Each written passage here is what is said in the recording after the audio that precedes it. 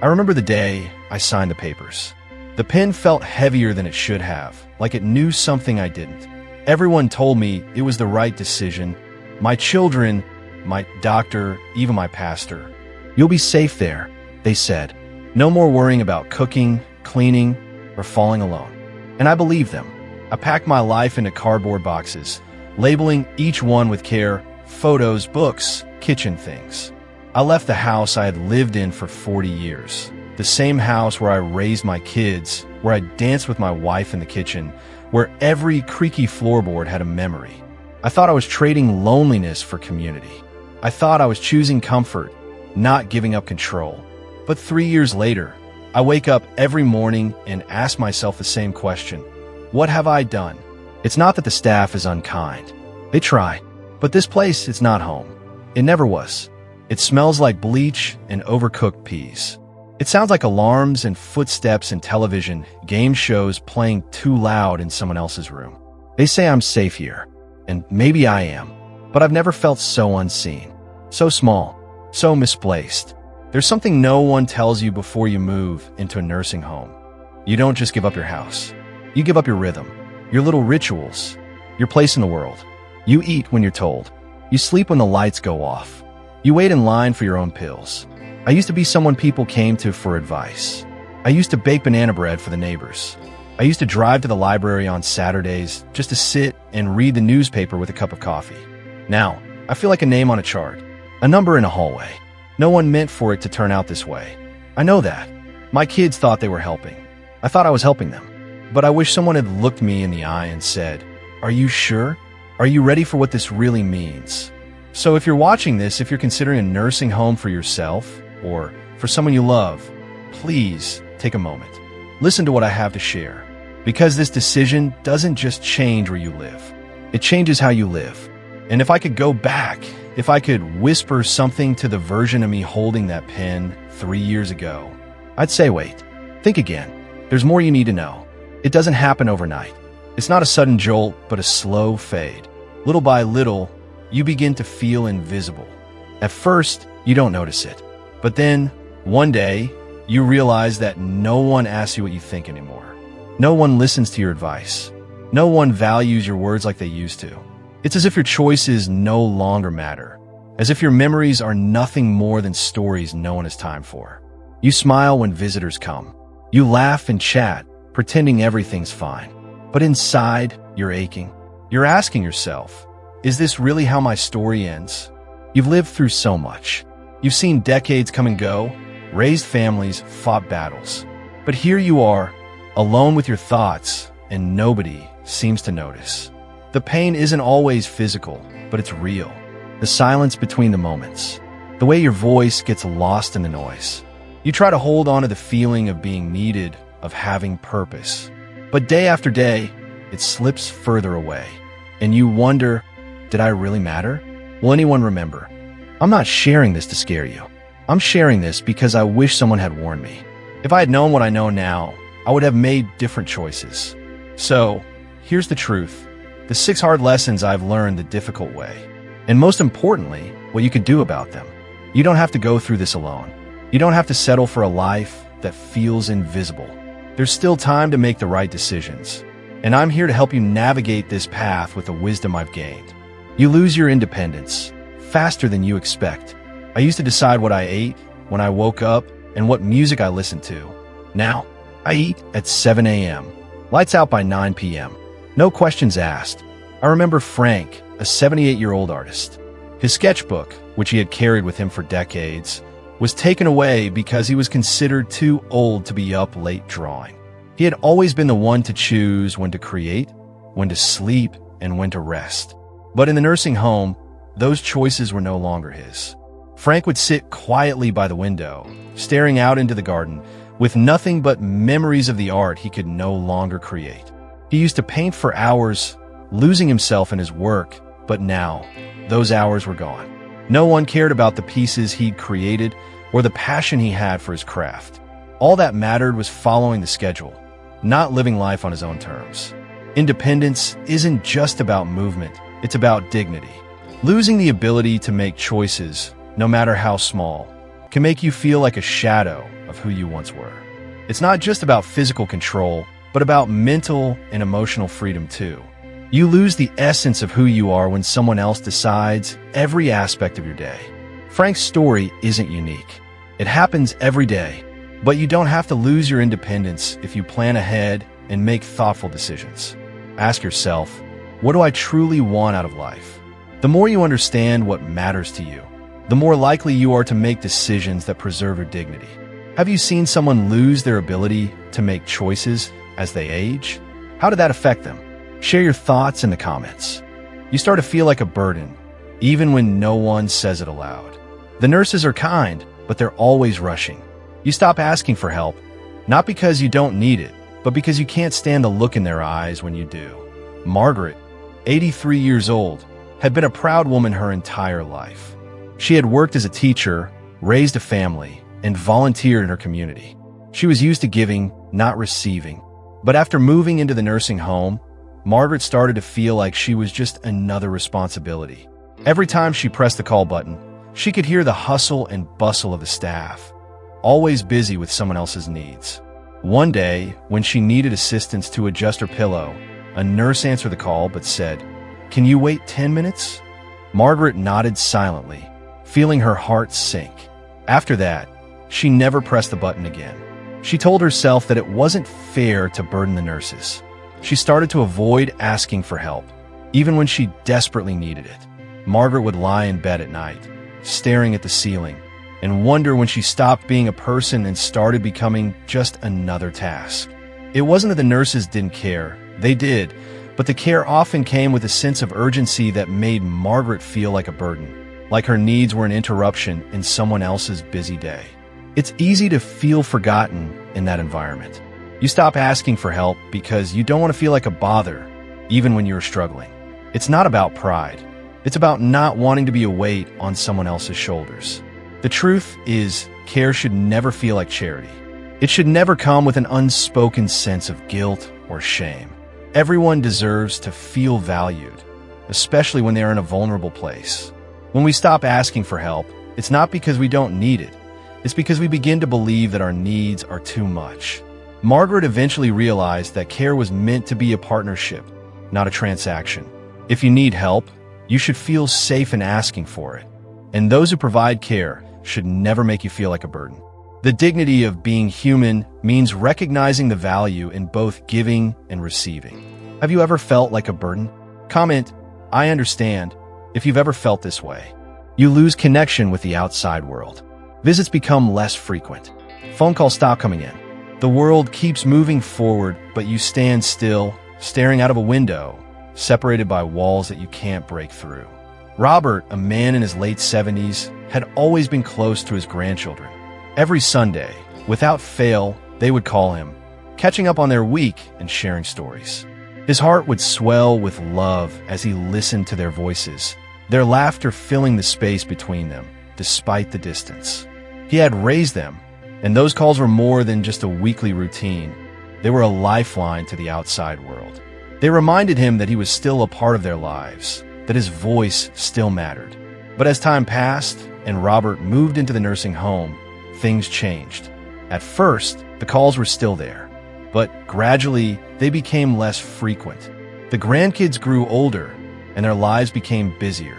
Sundays came and went, and Robert found himself waiting by the phone, hoping for a call that no longer came. Now, it's been months since his last conversation with them. Robert's world has shrunk. He sits in his room, gazing out the window, watching the seasons change, while the world beyond continues without him. The nursing home staff is kind, but no one has the time for those long, heartfelt conversations.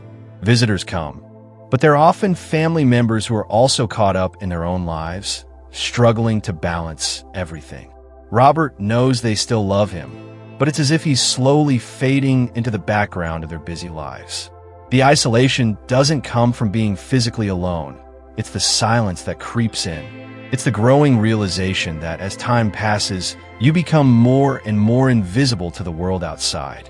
The phone stops ringing, and the visits become fewer until you're left feeling like you've been forgotten. It's not just about being alone. It's about not being seen not being remembered, not being part of the story anymore. Loneliness isn't about being physically alone. It's about feeling forgotten. It's about standing behind that window, watching the world go on without you, wishing for a connection that seems to slip further and further away. Do you keep in regular contact with your elderly loved ones? You are surrounded by decay, and it starts to seep into you. When everyone around you is sick, frail, or slowly fading away, it becomes harder and harder to hold on to hope. The constant reminders of mortality, the sounds of quiet suffering, the stories of illness, it can feel like a heavy weight on your chest, one that doesn't let up. A woman in her early 80s once whispered to me, "5 of my friends passed away this month. I've stopped making new ones." Her voice was barely audible, tinged with sadness, but also a certain resignation. She had lived through the loss of so many people, family, friends, neighbors, and each time it felt like a little more of her world was being taken away. It wasn't just the grief that wore her down, but the knowledge that she, too, was growing older, weaker, and closer to the inevitable. There's a certain atmosphere that pervades nursing homes, one that's hard to describe, but impossible to ignore. The slow shuffle of walkers, the muted conversations, the beeping of machines, the occasional coughing or moaning, it all blends into a soundtrack of decline. And when you spend every day surrounded by it, it's hard to keep a positive outlook. Your environment shapes you in ways you don't always realize. The people you interact with, the sights, sounds, and even the atmosphere, it all affects your mind and spirit. In a place where people are constantly reminded of their frailty, where death is a frequent visitor, it becomes difficult to remain optimistic. The place that was meant to provide care and comfort can instead become a daily reminder of what you're losing: your strength, your independence, and ultimately your life. It's not just about physical decline, it's about the mental and emotional toll. When everyone around you is fading, it becomes harder to keep the belief that there's still something worth living for. It's like the decay starts to spread, inch by inch, into your own heart and mind. You start to wonder, is this it? Is this all there is left for me? This is why the environment you're in matters more than you might think. It shapes your outlook on life. It influences your health, your emotions, and your will to keep going. Being surrounded by constant reminders of aging and death can easily drain your hope. Do you think the place you live in has an impact on your mental health? You lose your privacy, and with it, your identity. Shared rooms, shared bathrooms, strangers folding your clothes. Your personal space, once sacred, becomes just another part of the routine. You're no longer just you. You're the next name on a list, another resident in a sea of faces. And it's not just the loss of privacy that cuts deep. It's the loss of control over the little things that made you you. I spoke with an elderly man who had spent years in a nursing home. He told me, "I haven't locked my door in 2 years." At first, I didn't understand. He explained that when you live in a place like that, your sense of privacy evaporates. You have no control over who enters your space or when. Your possessions aren't just yours, they're shared, whether you want them to be or not. And after a while, you stop locking your door. Not because you're comfortable with the loss, but because it feels like there's no point anymore. No one respects your privacy. No one honors your boundaries. It becomes just another piece of the puzzle of surrendering your identity. That loss of privacy isn't just about the physical space you're in. It's also about the way it impacts your sense of self.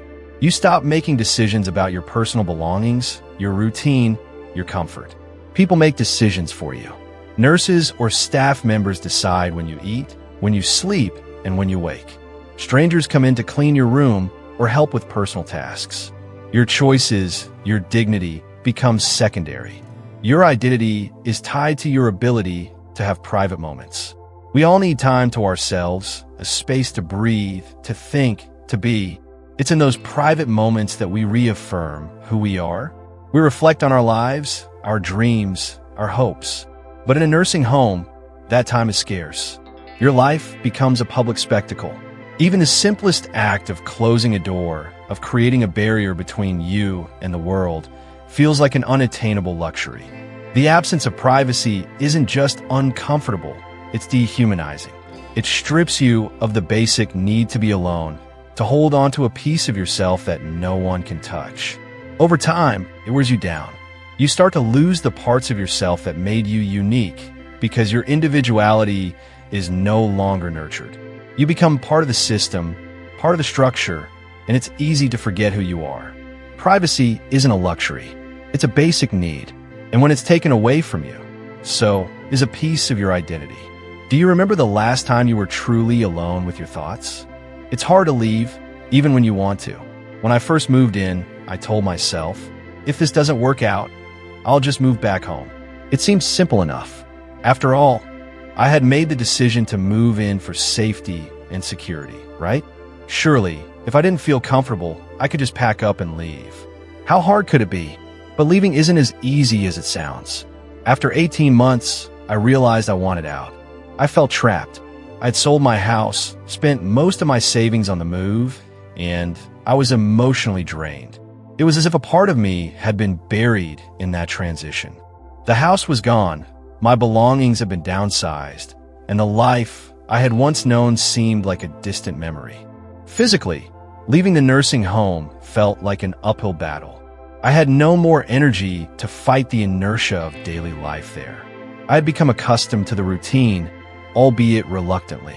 My body had settled into the rhythm of meals at specific times, baths when they were scheduled, and the constant hum of staff going about their tasks. Even if I wanted to go back to my old home, there was no way I could manage the physical strain of moving again. The process would be exhausting. Financially, I was drained. Moving into the nursing home had cost me more than I expected. The little bit of savings I had left was quickly depleting. The idea of renting or buying a new place was now out of reach. I was caught in a cycle I couldn't break. I had sold my home for a promise of care and comfort, but now I was paying the price, not just in money, but in my own peace of mind. I felt like a prisoner to my own decision. Emotionally, I was broken. I had moved into the nursing home with a sense of optimism, telling myself that this would be a new chapter. But after a while, I felt isolated, disconnected, and worst of all, like I had lost my ability to make choices. Every day, I wondered, was this how the rest of my life would be? The thought of facing a future in this environment felt overwhelming. But still, I couldn't find the courage to leave. The truth is, what feels like a safe choice can quietly become a trap. I never expected that my decision would lead to feelings of helplessness and regret. But that's the reality. Once you've made the choice to move in, it's not easy to leave, especially when the barriers are physical, financial, and emotional. Are you considering moving into a nursing home? Or do you know someone who is? Think carefully before making that decision, because what feels safe now might be harder to escape later. I'm not saying nursing homes are inherently bad. They offer care, security, and assistance, which many people desperately need. But the reality is, if you're considering this option for yourself or for someone you love, you need to make that choice with your eyes wide open. Ask the right questions. Understand what you're really signing up for. Demand respect and dignity, not just from the staff, but from the entire system. Don't be afraid to seek alternatives if they exist. Remember, this decision doesn't have to be a one-way street. There are always other possibilities you can explore. Most importantly, don't let fear decide for you. I was afraid of being alone, afraid of what would happen if I stayed at home. So, I chose to move into the nursing home. But in the end, I realized that fear had controlled my decision, and it wasn't the right way to choose my future. You still have a voice. Use it. You still have value. Show it. If you're considering a nursing home for yourself or for someone you love, take the time to really weigh all of your options. Don't rush into a decision because of pressure or fear. It's a big choice, and it deserves to be treated with care. And if you've ever lived in, visited, or thought about a nursing home, please share your story. Whether it's positive or negative, your experience can help others in the same situation. Share this video with your friends and family, because someone out there might be facing this decision right now. Your story could change someone's life. You still have control over your choices. Let's make sure those choices are the best ones for your future.